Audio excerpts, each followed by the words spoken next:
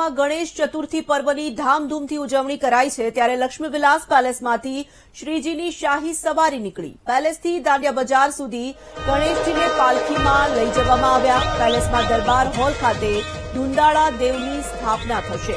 મહત્વનું છે કે છેલ્લા 85 વર્ષથી પેલેસમાં ગણેશ ભગવાનનું આગમન થાય છે। પરંપરા મુજબ ચૌહાણ પરિવાર દ્વારા ભાવનગરથી માટી મંગાવી 36 ઇંચ ઊંચી અને 90 કિલો વજનની મૂર્તિ બનાવાઈ છે, જેનું પૂજન રાજગુરુ આચાર્ય પ્રેમદત્ત વ્યાસ દ્વારા કરાવવામાં આવે છે।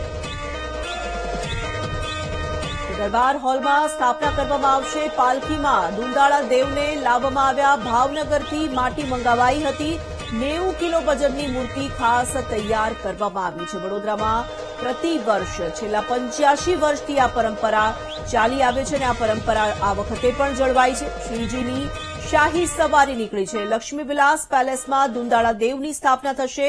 દરબાર હોલમાં સ્થાપના કરવામાં આવશે। વડોદરા શહેરમાં ગણેશોત્સવની ધામધૂમપૂર્વક શરૂઆત થઈ છે। આપ જોઈ રહ્યા છો જે લક્ષ્મીવિલાસ પેલેસના ગણેશની અત્યારે રાજમહેલમાં પધરામણી થઈ રહી છે। આ દ્રશ્યો કારણ કે લક્ષ્મીવિલાસ પેલેસમાં ગણેશની શાહી સવારી નીકળી છે।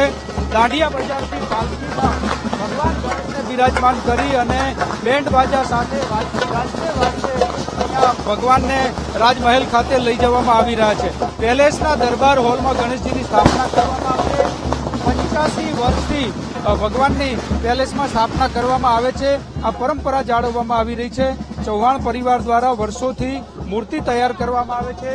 36 ઇંચ અને 90 કિલો વજનની આ મૂર્તિ વર્ષોથી બનાવવામાં આવે છે। માટી ભાવનગરથી ખાસ લાવવામાં આવે છે અને એમાંથી ગણેશજી બનાવવામાં આવે છે। આપ જોઈ રહ્યા છો કે વર્ષોની પરંપરા મુજબ ગણેશજીને પાલખીમાં બેસાડીને રાજમહેલ ખાતે જે સવારી છે લઈ જવામાં આવે છે। રાજમહેલના દરબાર હોલની અંદર ગણેશજીની સ્થાપના કરવામાં આવશે। સોના ચાંદીના આભૂષણ છે ભગવાનને શણગાર કરવામાં આવશે। રાજવી પરિવાર વર્ષોથી પરંપરા મુજબ ભગવાન ગણેશની સ્થાપના કરે છે અને એ પ્રમાણે આજે ગણેશજીની સ્થાપના કરવામાં આવી રહી છે। કેમેરામેન કિશોર ક્ષીરસાગર સાથે માનુ ચાવડા, વીટીવી ન્યૂઝ, વડોદરા।